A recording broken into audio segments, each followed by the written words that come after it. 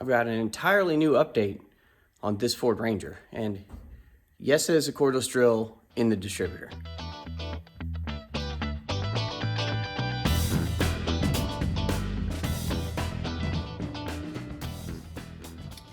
This is the driver's side cylinder head. This is the one that I've been having some problems with. Lifter noise, sticky valve. It was that one back there. So I thought, hey, maybe it sat for a while. Could have been rust on the valve stem. It seemed to come out of it. However, I still had the noise, so I ran it with the valve cover off. These were getting no oil. Now the oil for these comes through this passage right here, central passage off a cam bearing, comes up, comes into the rocker shaft, and gets distributed out to each rocker arm, which sort of seeps down here and seeps down the backside to the cups on the push rods. Let me show you what the rocker shaft looks like. The rocker shaft right here is for the driver's side. Everything comes up through number 2, fills this tube, and if you can see, there's tiny holes. There's one, there's one, there's one on each rocker arm, and the oil seeps out there, and then it comes back here, and it goes down, and it gets all these nice, and that's how it lubes everything. Well, if it's not getting oil, it's probably getting hot, it's probably sticking. So, what I did was, I pulled the distributor out, 6mm deep well socket and extension down onto the shaft that drives the oil pump. So I was doing that, driving the oil pump this way. And you can hear it definitely lagging. Now I've got no oil coming from there. I took the passenger side valve cover off, and this one, when I do it, this whole side is getting oiled just fine. I'll run it so we can see. Keep an eye right here, or any of these where the holes are, and watch it seep out. You see?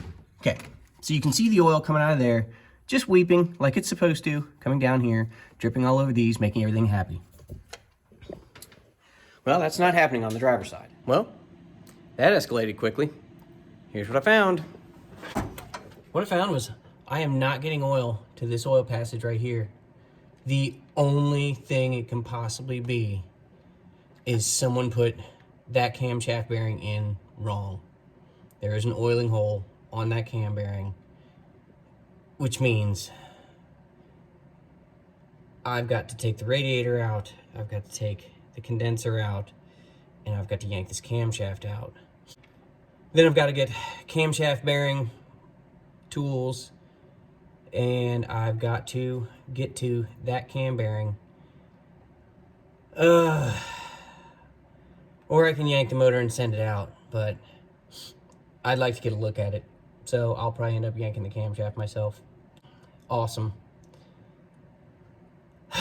Well, at least I didn't destroy the motor. I figured it out quicker.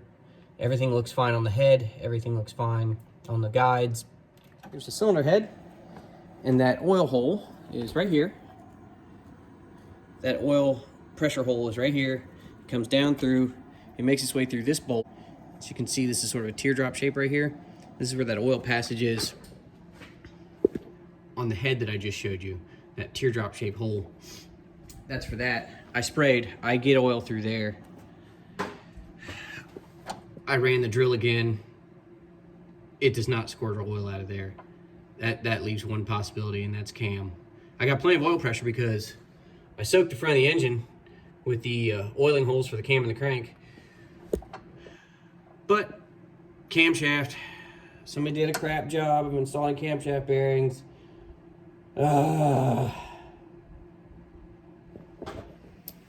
It's probably fine.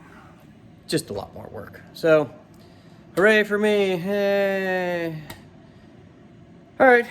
I'm not touching anything more today. I've already worked on this a couple hours just to get down to this point. I'll mess with it tomorrow. So, see you next time.